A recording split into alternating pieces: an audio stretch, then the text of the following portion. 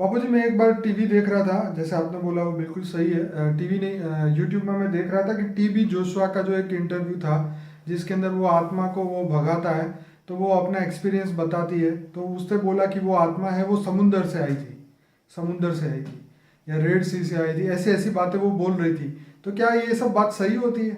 समुंदर हाँ, तो वाले। समुद्र में रहने वाली भी आत्माएं होती, ऊपर में रहती, समुद्र के अंदर नहीं रहती, ओके। समुद्र के ऊपरी भाग में रहती है। हम्म। तो वहां से आएगी, कोई पहाड़ में रहती, कोई गुफा में रहती, कोई मंदिर में रहती, कोई मस्जिद में रहती है। हाँ, कोई जंगलों में भी आत्माएं रहकर तपस्या करती हैं। सूक्ष्म भूत प्रेत जो है, जंगलों में मंदिर इसलिए बनाते थे राइट। कि जहाँ मरने के बाद आत्मा मंदिर में जाकर त्याग तपस्या करे, इसलिए मंदिर में भी जाकर बहुत त्याग तपस्या करती हैं आत्माएं। तो बाबूजी, क्या ये मृतात्माओं को बुलाना डेंजर होता है?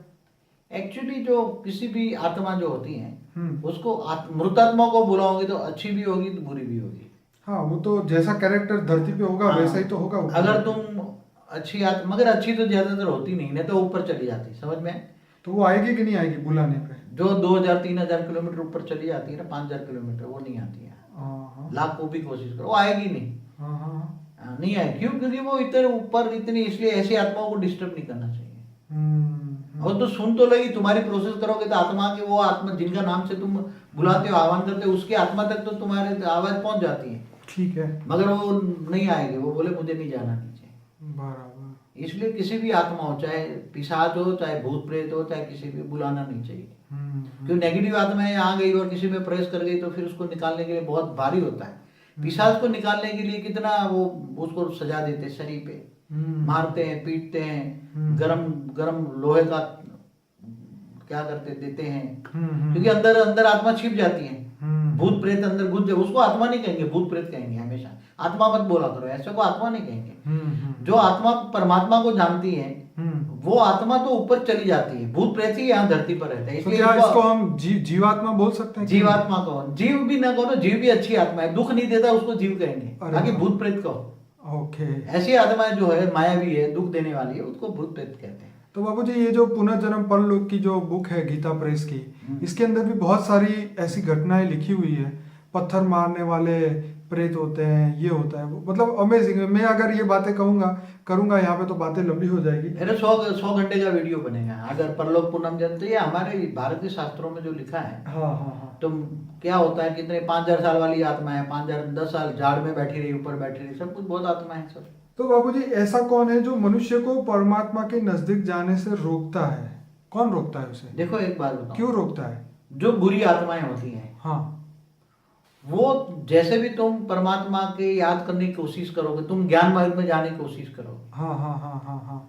तो ऐसी बुरी आत्माएं तुम्हें रेज मारकर वहां से जाने की रोकेगी। जैसे पहले साधु संत जो यज्ञ करते थे, हाँ। तो ऊपर से राक्षस जो हड्डियां डालते थे। हाँ, राख हवन में हड्डियां डाल देते हाँ, हैं। हाँ। हाँ, इसलिए तो राम ने उसको राक्षसों को मारा था ना, राइट। वशिष्ठ ऋषि वशिष्ठ के लिए हाँ, हाँ, ले हाँ। गए थे। तो ये नॉर्मल लोगों का क्या हाल होता है? इनको कौन रोकता है परमात्मा की ओर जाने में? जो आत्मा बहुत पावरफुल होती है, हाँ हाँ हाँ। उसके अंदर कई जन्मों के फल के अंदर परमात्मा ज्ञान इमर्ज होता है, एक जन्म का फल से नहीं मिलता। हाँ हाँ हाँ। अनेकों जन्म से परमात्मा को पास जाने का, परमात्मा ज्ञान चाहिए, आत्मा ज्ञान चाहिए, परमात्मा ज्ञान चाहिए, अनेकों जन्म तक वो ढूंढता रहता है, तब परमात्मा ज्ञान इमर्ज होता है। जैसे आपने कहा था कि ब्रह्म ज्ञान तो कितने भाग्यशाली आत्माओं को ब्रह्म ज्ञान होता है।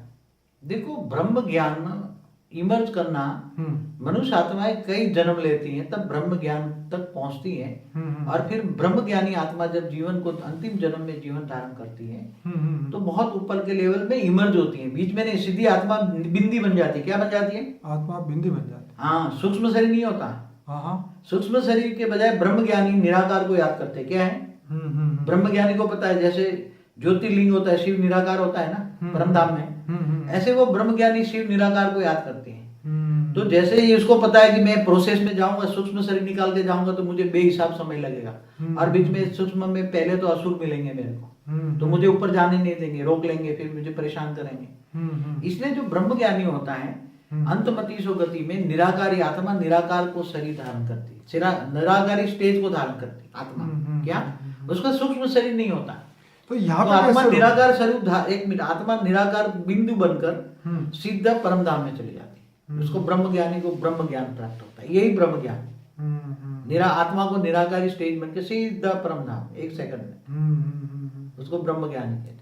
तो बापूजी यहाँ पे जो मनुष्य को ये परमात्मा की ओर जाने में जो रोकते हैं, जैसे उनके ही रिलेटिव है, जैसे कृष्ण ने भी बोला ना कि कौन जिएगा कौन मरेगा तेरी समस्या नहीं है, लेकिन आजकल समस्या यही है कि कोई अच्छा काम करने जाते हैं तो सब उसके रिलेटिव ही उसको बोलते हैं ये कहाँ फंस गया, ये क्या कर रहा है, ये कर रहा है।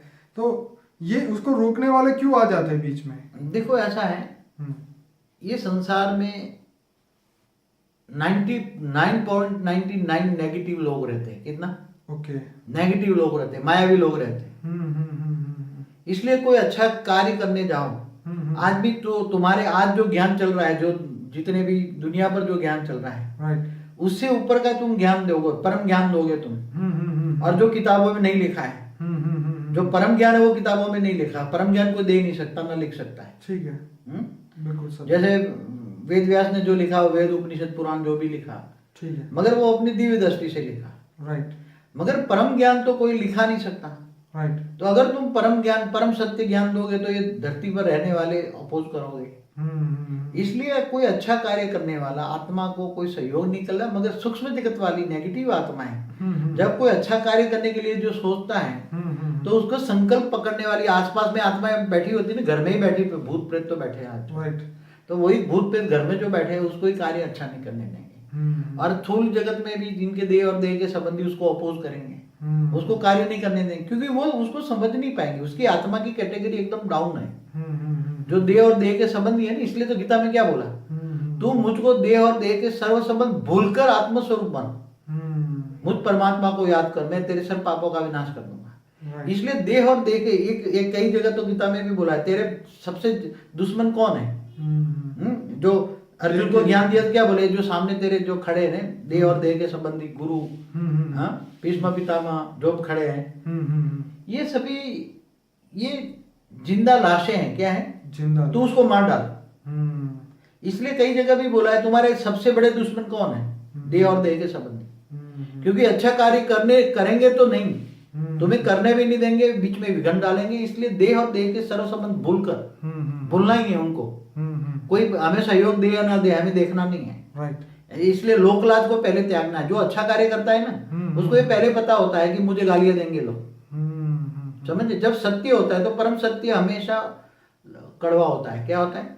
तो इसलिए जो परम सत्य को जानने वाला है, परम सत्य को करने वाला है, उसको दुनिया भर की गालियां खानी पड़ती है, पत्थर खाने पड़ते हैं।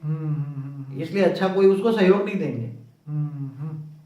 हाँ, वो एक जगह मैंने पढ़ा भी था फेसबुक में कि झूठ बोलने वाले तो चिल्ला चिल्ला के बोलते हैं, और सच बोलने वाले तो उसके पास कोई होता ही नहीं है। देखो, असत्य की दुनिया में सत्य बोलना आजकल बहुत कड़वा है।